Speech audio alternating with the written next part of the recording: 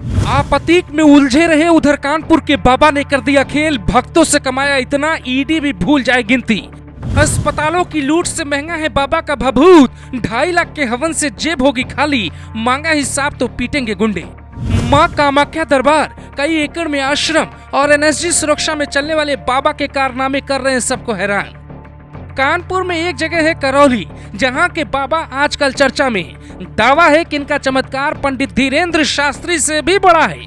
ये सिर्फ ओम शिव बैलेंस बोलते हैं और रोगी ठीक हो जाता है। मर्ज चाहे किडनी से जुड़ा हो या कैंसर हो, सब कुछ एक मंत्र और एक हवन में ठीक हो जाता है। पर मिडिल क्लास के लिए वो बीमारी तब और गंभीर हो जाती है जब बाबा फीस के रूप में 2.5 लाख रुपए हवन के लेते हैं। आप ये जानकर हैरान हो जाएंगे कि इधर जब मीडिया अतीक का लाइव कवरेज दिखा रही थी, उधर बाबा के आश्रम में फीस बढ़ाने पर मंथन चल रहा था, तो दूसरी तरफ सवाल खड़ा ये होता है, क्या चर्चा में आने के लिए बाबा ने नोएडा के डॉक्टर सिद्धार्थ चौधरी के साथ मारपीट करवाई?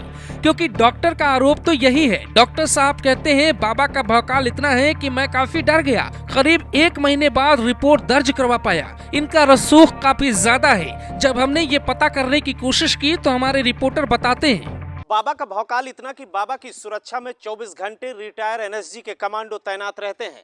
जैसे योगी और मोदी के साथ सूटकेस वाले एनएसजी कमांडो तैनात रहते हैं, हूबहू उसी तरीके से करौली वाले बाबा उर्फ संतोष भदौरिया के साथ भी सुरक्षा कर्मी तैनात रहते हैं। न सिर्फ एनएसजी कमांडो बल्कि रिटायर आर्मी के जवान भी उनकी सुरक्षा में तैनात रहते हैं। पूछने पर बाबा कहते हैं ये सब भक्तों की सुरक्षा के लिए है। पर सवाल ये है कि बाबा को डर किससे है?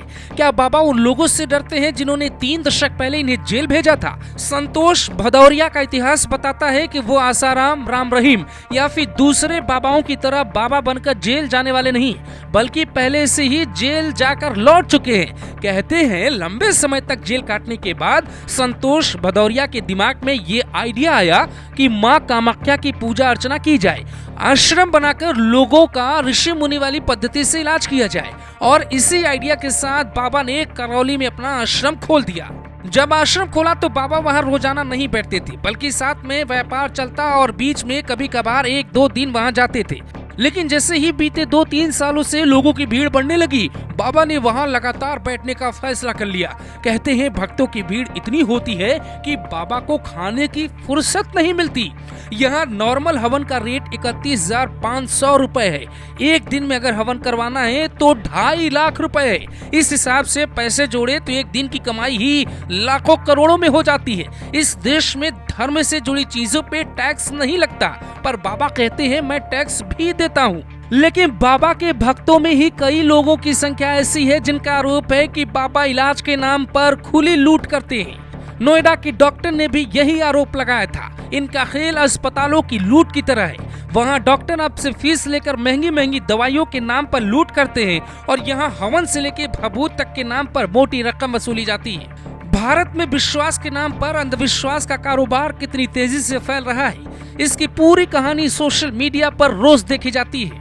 लेकिन नए ट्रेंड से आपको परेशानी होनी चाहिए। कई बाबा वक्त और हालात को देखकर सनातन धर्म का प्रचार करने लगते हैं और सनातन धर्म के प्रचार की आड़ में भक्तों के साथ बहुत कुछ हो जाता है। और जब सवाल उठे तो बाबा ने सनातन धर्म की आड़ लेकर बचने की कोशिश की। लेकिन सवाल ये उठता है कि कोई भी सनातन का नाम लेकर क्या अपने ही भक्तों को लूट सकता है?